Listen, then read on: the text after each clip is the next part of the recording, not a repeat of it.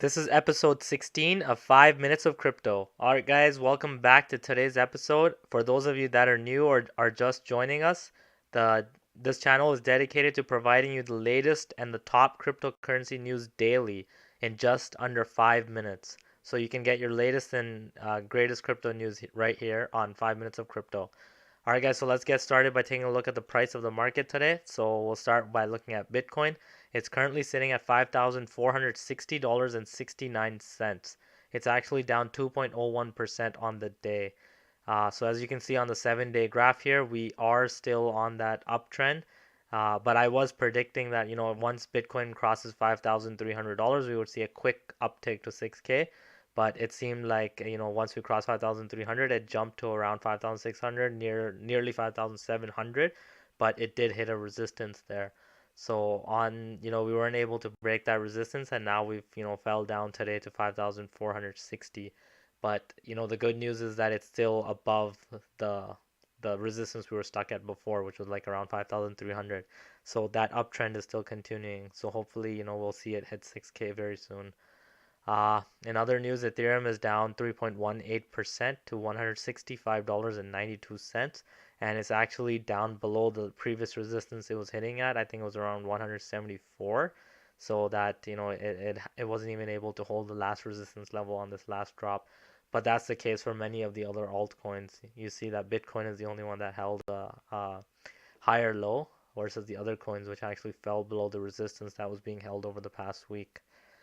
All right, so other coins in the top 10, we can see that EOS or EOS was down the most today. It's down 7.75%, and it's down to $4.80. All right, so let's see what's making news in the cryptocurrency space today. I'd like to start off with this article here, which is, in my opinion, pretty big. So Samsung is planning a new blockchain mainnet featuring Samsung Coin. So first of all, they haven't decided if it's going to be a private blockchain or a public blockchain, but they do know that it's going to be based off Ethereum. They're thinking it might be a hybrid blockchain where it's somewhat private and somewhat public. I don't know how that's going to work, but that doesn't really make it decentralized if it's a private blockchain. Also, if Samsung Coin is really going to be a stable coin, like is there really a need for it? There's so many stable coins now, like even Facebook is coming out with one. So I guess Samsung wants to keep, users within their ecosystem. So I guess releasing something like this would make sense. It's the same idea with Facebook Coin. They're releasing it to keep, Facebook and Instagram and Twitter and WhatsApp users, not Twitter, sorry, Twitter is not a Facebook uh, social media site, but I meant Instagram, Facebook, and WhatsApp. So let's go through this article. Basically, it says that Samsung may end up developing a public-private blockchain complete with its own cryptocurrency token. The source was actually anonymous, so we can't, you got to take this news with a grain of salt. I'm not sure how, confident we can be in an anonymous source. But it's saying that, it's an undertaking being taken by Samsung's already dedicated blockchain division, and the blockchain will be based on Ethereum. The direction of the coin has not yet been decided, so it's still unsure. But again, it's an anonymous source, so we're not sure how accurate that is. Um, so yeah, this I already mentioned that it's probably going to be a private blockchain, but it's not confirmed. And the anonymous source also said it could also be a public blockchain in the future, but I think it will be hybrid. That is a combination of public and private blockchains. So let me know in the comment section below what you guys think. Is the Samsung coin really necessary, or do you think a player as big as Samsung getting into blockchain indicates a strong future for cryptocurrencies? All right, so the next article I have for you guys is this one, which says Binance promises a decentralized future powered by crypto with launch of a decentralized exchange. So Binance has released its decentralized exchange. We all know that. Binance Decentralized Exchange does not interact with a centralized party. So, the biggest concern with the Binance exchange itself was that, it's a centralized exchange. CZ had all this power. He can delist the coin when he wants to. He can delist Bitcoin SV when he wants to.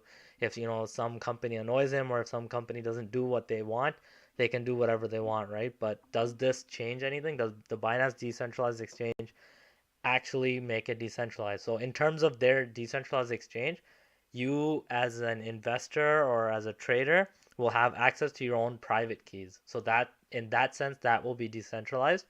But I don't think listing of coins, delisting of coins, decision making for the exchange, I don't think that part will really be decentralized. If I'm wrong, you guys can correct me in the comment section below. But I don't think that's what CZ really wants. Does he really want no control over an exchange? And if something like that happens, wouldn't a decentralized exchange, threaten the use case of Binance's main exchange? Wouldn't it impact their profitability as a company? So I'm sure, there's a reasoning behind this. All right, so the next thing I wanted to show you was related to this, Binance trying to be decentralized and showing that it's a decentralized exchange, is that they have modified their white paper, which initially said, how that they always repurchase tokens to burn, but they've modified it now to say that they will just burn Binance tokens. So I'm assuming they'll burn the tokens that they, get paid in with their fees, because a lot of users on the Binance exchange actually use BNB to, save on trading fees. So I actually pulled up a picture of their previous white paper and the changes that we see now. So you can see previously it said BNB value and repurchasing plan. So they got rid of repurchasing and they changed it to the burn. And here you can see that they said they would initially use 20% of our profits to buy back BNB and destroy them until we buy 50% of all the BNB back. All buyback transactions will be announced on the blockchain. And they changed that now from repurchasing plan to the burn, and they said that they will destroy BNB based on the trading volume on our crypto to crypto platform until we destroy 50% of all the BNB. So what do you guys think this means? I think they're not going to actually repurchase and destroy BNB. They're just going to use the BNB that they make in their profits. So overall, I think they'll still destroy 50% of all the BNB in circulation. So that'll be 100 million. But so I think overall it doesn't impact it long term, but it does affect the idea that they're instead of burning, or instead of using their profits to burn tokens, they're going to be using whatever money they make. Like, it doesn't even say how much profit now that they'll use. So it's kind of scary that they just change their white paper like this quietly without telling anyone about it.